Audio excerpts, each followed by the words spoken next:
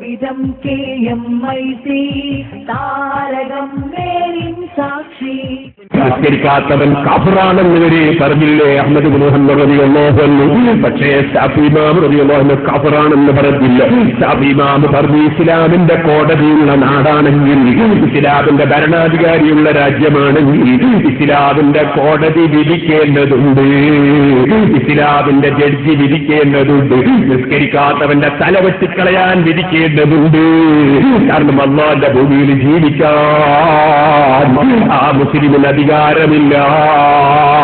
അമുസ്ലിമായ ജനങ്ങൾ നിസ്കരിച്ചില്ലെങ്കിലും അവർക്ക് ഈ രാഷ്ട്രത്തിൽ ജീവിക്കാൻ, മുസ്ലിം രാഷ്ട്രത്തിൽ ജീവിക്കാൻ നിയമപരമായ അവകാശങ്ങൾ ലഭിക്കുന്നുണ്ട്. അല്ലാഹുവിന്റെ റസൂൽ സല്ലല്ലാഹു അലൈഹി വസല്ലം മദീന എന്ന രാഷ്ട്രം ഭരിക്കുമ്പോൾ ജൂതന്മാരവിടെ ജീവിക്കുന്നുണ്ട്, ക്രിസ്ത്യാനികൾ ജീവിക്കുന്നുണ്ട്. അവരാരെയും തലവെട്ടാറില്ല, അവര് നിസ്കരിച്ചില്ലെങ്കിലും തലവെട്ടൂല. പക്ഷേ മുസ്ലിമായ മനുഷ്യനതാ നിസ്കരിക്കുന്നില്ലെങ്കിൽ അവന്റെ തലവെട്ടണം. നിങ്ങൾ ശരിക്കും മനസ്സിലാക്കണം, ഫത്ഹുൽ മുഈൻ അടക്കം സർവ്വകിതാബിലുമുള്ള നിയമമാണ്. ശാഫി ഇമാം റളിയല്ലാഹു അൻഹു പറയുന്നു നിസ്കരിക്കാത്തവന്റെ തലവെട്ടിക്കളയണം.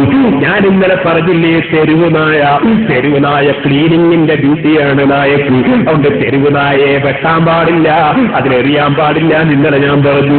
പക്ഷേ നായയെയാണ് വെട്ടരുതെന്ന് പറഞ്ഞത്. അതേ സമയത്ത് ഇസ്ലാമിന്റെ കോടതിയിലെ ജഡ്ജി വിധിക്കണം നിസ്കരിക്കാത്തവന്റെ തലവെട്ടിക്കളയണം. പക്ഷേ നിയമം കയ്യിലെടുക്കാൻ പാടില്ല, ഭീകരവാദിയാകാൻ പാടില്ല. അതുകൊണ്ട് ഇന്ത്യ രാജ്യത്താരും കമ്മിറ്റി ഉണ്ടാക്കിയിട്ട് തലവെട്ടാൻ പോണ്ട, കമ്മിറ്റി ഉണ്ടാക്കിയിട്ട് വ്യഭിചാരി എറിഞ്ഞു കൊല്ലാൻ പോണ്ട, കമ്മിറ്റി ഉണ്ടാക്കിയിട്ട് കൽത്തവന്റെ കൈമരിക്കാൻ പോണ്ട, കമ്മിറ്റി ഉണ്ടാക്കിയിട്ട് ആരും സക്കാത്തിൽ ഇരിക്കാനും പോണ്ട. അതൊക്കെ ഭരണാധികാരികൾക്കുള്ള നിയമങ്ങളാണ്, അത് സർക്കാർ ചെയ്യേണ്ട കാര്യങ്ങളാണ്. സർക്കാർ അല്ലാത്തവർക്ക് നിയമം കയ്യിലെടുക്കാൻ ഇസ്ലാമിൽ അനുമതിയില്ല. ഇസ്ലാമിന്റെ നിയമം നിങ്ങൾക്കറിയാമല്ലോ. സ്വന്തം ബാപ്പയെ കൊല്ലുന്നത് മക്കള് കണ്ടാൽ പോലും, സ്വന്തം ബാപ്പയെ കൊല്ലുന്നത് മക്കൾ കണ്ടാൽ പോലും ആ മക്കൾക്ക് കൊന്നവനെ കൊന്നു കഴിഞ്ഞാൽ പിന്നെ കൊന്നവനെ പകരം കൊല്ലാൻ പാടില്ല. പിന്നെന്ത് വേണം? ആ കൊന്നവനെ പകരം കൊല്ലണമെങ്കിൽ കോടതിയിൽ കേസ് കൊടുക്കണം, എന്നിട്ട് കോടതിയിലെ ജഡ്ജി വിധിക്കണം. എന്നാലേ കൊല്ലാൻ പറ്റൂ, സ്വന്തത്തിൽ നിയമം നടപ്പാക്കാൻ പറ്റൂല. ഞങ്ങളെ ബാപ്പാനെ കൊല്ലുന്നത് ഞങ്ങൾ കണ്ടതല്ലേ, അതേ ശരി, പക്ഷേ നിയമം കയ്യിലെടുക്കാൻ പാടില്ല. ഇസ്ലാം തീവ്രവാദത്തിനെതിരാണ്, ഭീകരവാദത്തിനെതിരാണ്, വർഗീയതക്കെതിരാണ്. ഇസ്ലാം ചിട്ടയുള്ള നിയമങ്ങളാണ്. ഞാനീ പറഞ്ഞ മസ്അല ഫത്ഹുൽ മുഈനിലുണ്ട്. അപ്പൊ സുഹൃത്തുക്കളെ, നിങ്ങൾ മനസ്സിലാക്കണം, വളരെ പ്രധാനപ്പെട്ടതാണ് നിസ്കാരം. നിസ്കാരം കൈയൊഴിക്കുന്നവനെ ഇസ്ലാമിന്റെ കോടതി അവന്റെ തല വെട്ടിക്കളയണോന്ന് പറഞ്ഞിട്ട് ശാഫി ഇമാം നിർത്തുന്നില്ല. അവനെ തല വെട്ടിയിട്ട് എന്ത് വേണം? അവൻ മുസ്ലിം തന്നെയാണ്, അവൻ കാഫിറായിട്ടില്ല. ശാഫി ഇമാം പറയുന്നത് അതുകൊണ്ട് അവനെ മുസ്ലിമീങ്ങളെ മൈതാനിയിൽ തന്നെ മറവ് ചെയ്യണം, അവനെ കുളിപ്പിക്കണം, കഫൻ ചെയ്യണം. എന്നിട്ട് മുസ്ലിമീങ്ങളെ മൈതാനിയിൽ തന്നെ അവനെ മറവ് ചെയ്യണം. പക്ഷേ അവന്റെ ഖബറിനൊരു അടയാളം വെക്കണം. അതെന്തിനാണ്? പിന്നെ വരുന്ന ജനങ്ങൾ പിൻതലമുറ ഇങ്ങനെ പറയണം, നിസ്കരിക്കാതിട്ട് കൊല്ലപ്പെട്ടവന്റെ ഖബറാണത്, നിസ്കരിക്കാതിട്ട് കൊല്ലപ്പെട്ടവന്റെ ഖബറാണത്. അന്ന് ഖിയാമത്ത് നാൾ വരെയുള്ള ജനങ്ങൾക്ക് അവന്റെ ഖബറ് കണ്ട് പാഠം പഠിക്കാൻ സാധിക്കണം. അതുകൊണ്ട് അവന്റെ ഖബറിന് അടയാളം വേണം, അല്പം പൊക്കി വെക്കണം എന്ന് വരെ ശാഫി ഇമാം റളിയല്ലാഹു അൻഹു പഠിപ്പിക്കുകയാണ്. അതുകൊണ്ടോ മുസ്ലിം ചെറുപ്പക്കാരാ, മുസ്ലിം സഹോദരിമാരെ, സഹോദരന്മാരെ, നിസ്കരിക്കാത്ത മനുഷ്യൻ ഇസ്ലാമിനൊരു സ്ഥാനവുമില്ല. ഞാൻ നിങ്ങളോട് പറയട്ടെ, കോടീശ്വരനായ ഒരു മനുഷ്യനാണെന്ന് നിങ്ങൾ ധരിക്കും. കോടീശ്വരനാണ്, പക്ഷെ അയാൾക്ക് ഒരൊറ്റ പെൺകുട്ടി മാത്രമേ ജനിച്ചിട്ടുള്ളൂ, ഒരു പെൺകുട്ടി മാത്രമേ ഉള്ളൂ. ആ പെൺകുട്ടിയുടെ വിവാഹമെടുത്താൽ ആ വിവാഹത്തിന് അങ്കഹത്തുക ബിന്ദി, എന്റെ മകളെ ഞാൻ നിനക്ക് നിക്കാഹ് ചെയ്തു എന്ന് പറയാനുള്ള അധികാരം നിസ്കരിക്കാത്ത മനുഷ്യനില്ലേ, ഇല്ല. സ്വന്തം മകളെ നിക്കാഹ് ചെയ്തു കൊടുക്കാൻ അധികാരമില്ല. ഇസ്ലാമിന്റെ കോടതിയും ജഡ്ജിയും ഭരണവുമുള്ള രാജ്യത്താണെങ്കിൽ അത് കോടതി കൈകാര്യം ചെയ്യേണ്ടതാണ്, ഖാദി കൈകാര്യം ചെയ്യേണ്ടതാണ്. നിസ്കരിക്കാത്തവന് സ്വന്തം മകളെ കെട്ടിച്ചു കൊടുക്കാൻ അധികാരമില്ല. ഇനിയും ഞാൻ പറയട്ടെ സുഹൃത്തുക്കളെ, അതാ നിങ്ങൾ നോക്കൂ, ഒരു പന്നിയെ നമ്മൾ കണ്ടു. പന്നി എന്ന് പറയുന്നത് ഞാൻ ഇന്നലെ പറഞ്ഞ പോലെ ക്ലീനിങ് നടത്തുന്ന ഒരു ജീവിയാണ്. എത്രയെത്ര അവശിഷ്ടങ്ങളാണ് കുറ്റ്യാടി ടൗണിൽ നിന്ന് പന്നിക്ക് കൊടുക്കാൻ വേണ്ടി പലരും എടുത്തുകൊണ്ട് പോകുന്നത്. അതുകൊണ്ട് എത്ര മാലിന്യമാണ് നമുക്ക് ഒഴിവായി കിട്ടുന്നത്. അപ്പൊ ക്ലീനിങ്ങിന് വേണ്ടി ഉള്ള പഠിച്ചൊരു ജീവിയാണത്. എല്ലാ ജീവിയും നമുക്ക് സാപ്പാടാനല്ല. ചിലർക്ക് അങ്ങനെ ഒരു ധാരണ, എല്ലാം തിന്നണം. പന്നി നമുക്ക് തിന്നാനുള്ളതല്ല, നായ നമുക്ക് തിന്നാനുള്ളതല്ല. അത് അല്ലാഹു തആല നമുക്ക് പഠിച്ചത് ക്ലീനിങ്ങിന് വേണ്ടിയാണ്. ഓരോന്നിനും ഓരോ ഡ്യൂട്ടിയാണ്. അതേസമയത്ത് മനുഷ്യന്റെ ഡ്യൂട്ടി എന്നാണ്? മനുഷ്യന്റെ ഡ്യൂട്ടി ഖുർആൻ പറഞ്ഞിട്ടുണ്ട്. അതെന്താണ്?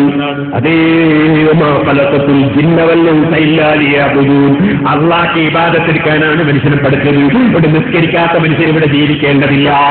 വെറുതല്ല ഷാഫി ഇമാം പറഞ്ഞത്. മനുഷ്യന് അള്ളാഹ്ക്ക് ഇബാദത്ത് എടുക്കാനാണ് അല്ലാഹു തആല മനുഷ്യനെ പഠിച്ചത്. ഏറ്റവും പ്രധാനപ്പെട്ട ഇബാദത്ത് 5 നേരത്തെ നിസ്കാരമാണ്. അത് നിസ്കരിക്കാത്തവൻ ഇവിടെ ജീവിക്കണ്ട. ഷാഫി ഇമാം റളിയല്ലാഹു തീരുമാനം പറയാണ്, തീരുമാനം പറയാണ്. അതുകൊണ്ട് തന്നെ സുഹൃത്തുക്കളെ, ഒരു നായന്റെ വില പോലും ഒരു പന്നിന്റെ വില പോലും ഇസ്ലാം നിസ്കരിക്കാത്തവന് കൊടുക്കുന്നില്ല. നിസ്കരിക്കാത്ത മനുഷ്യനെ സ്നേഹിച്ചുകൂടാ.